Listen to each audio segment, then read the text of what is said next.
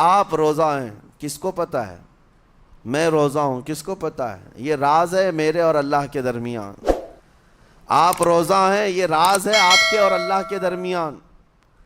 بہت سارے موقع آپ کے پاس ہیں دن بھر میں، فجر سے لے کر عصر تک کئی مرتبہ وضو میں جانا پڑتا ہے، باضابطہ آپ کلی کر رہے ہیں، آدھا نگل جاتے، کس کو خبر ہے؟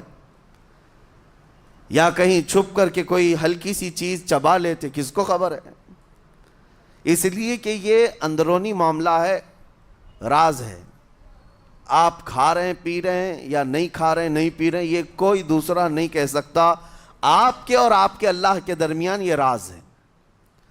اور آپ بچے ہوئے ہیں، حلق سوکھا ہے شام کے وقت میں، اور پیٹ بھی پیٹ سے لگنے آ جاتی ہے۔ کام کرنے والے جانتے ہیں کہ شام ہوتے ہی روزے کا اثر کس قدر ظاہر ہوتا ہے۔ کام کرنے والوں کو زیادہ اثر پڑتا ہے، اے سی میں سونے والوں کو روزہ کہاں پتہ چلتا ہے۔ لیکن اس وقت بھی وہ نہ پانی کا ایک قطرہ حلق میں ڈالنا چاہتا ہے، نہ کوئی چیز چھپ کر کے چبانا چاہتا ہے۔ مجھے بتاؤ میرے عزیزو، کیوں اپنے آپ پر یہ تکلیف اور اپنے آپ پر یہ زیادتی کر رہے ہو؟ آپ کو اندازہ ہوتا ہے یہ میں زیادتی نہیں کر رہا، نہ یہ اپنے آپ کو تکلیف میں ڈال رہا ہوں، یہ میرے رب کی رضا ہے، میں اسی پر قائم ہوں۔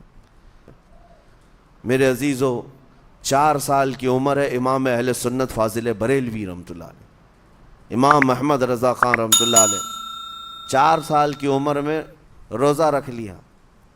گرمیوں کی شدت تھی، گھرانہ علمی گھرانہ ہے، باپ بھی بڑے عالم دین، دادا بھی بڑے عالم دین ہیں۔ 4 سال کی عمر میں روزہ تو رکھ لیا، اور جب تھوڑی دوپہر ڈھل گئی، اچھوں کی حالت دھوپ کے دنوں میں خراب ہونے لگتی ہے، تو شام ہونے کو قریب تھی کہ ایک کمرے کے اندر دادا محترم نے پوتے کو بند کر دیا، اور کچھ پھل فروٹ ساری چیزیں اندر رکھ کر کے دروازہ باہر سے بند کر لیا۔ کہا بیٹا کھا لینا، میں کسی کو بتاؤں گا نہیں، کسی کو نہیں بولوں گا، 4 سال کی عمر ہے، تمہارا روزہ بھی رہے گا، کھا کر کے تھوڑا پیٹ ہلکا کر لینا۔ تو یہ دروازہ بند کر کے دادا محترم چلے گئے۔ کافی دیر کے بعد دروازہ کھلا تو وہ پھل فروٹ ویسے کے ویسے ہیں، بچہ ویسے ہی بیٹھا ہوا ہے۔ امام احمد رضا رحمۃ اللہ تعالی علیہ، 4 سال کی عمر کی بات کر رہا ہوں، دادا نے آ کر پوچھا بیٹا کھائے نہیں؟ دروازہ بند کر لیا تھا۔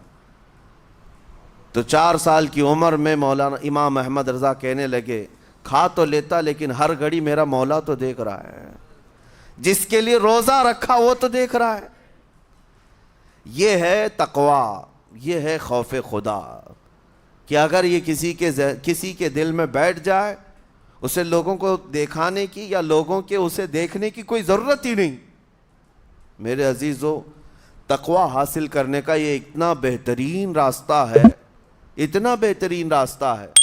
اسی لیے فرمایا گیا کہ جب افطاری کا دسترخوان بچھتا ہے اور پہلے ہی آ کر کے لوگ بیٹھتے ہیں، اور یہ سنت بھی ہے، ایسے نہیں کہ بھاگتے بھاگتے آپ آئے، وقت ہوا کھجور لیے اور کھا گئے۔ افطاری کے وقت سے تھوڑی دیر پہلے بیٹھ جاؤ، تمہارے دسترخوان پر نعمتیں رکھی ہوئی ہیں، پھل بھی ہیں، میوہ جات بھی ہیں، کچھ کھانے پینے کی چیزیں بھی ہیں، ٹھنڈا شربت بھی ہے، دیکھتے ہوئے بیٹھے ہیں آپ، لیکن ہاتھ نہیں لگاتے ہیں۔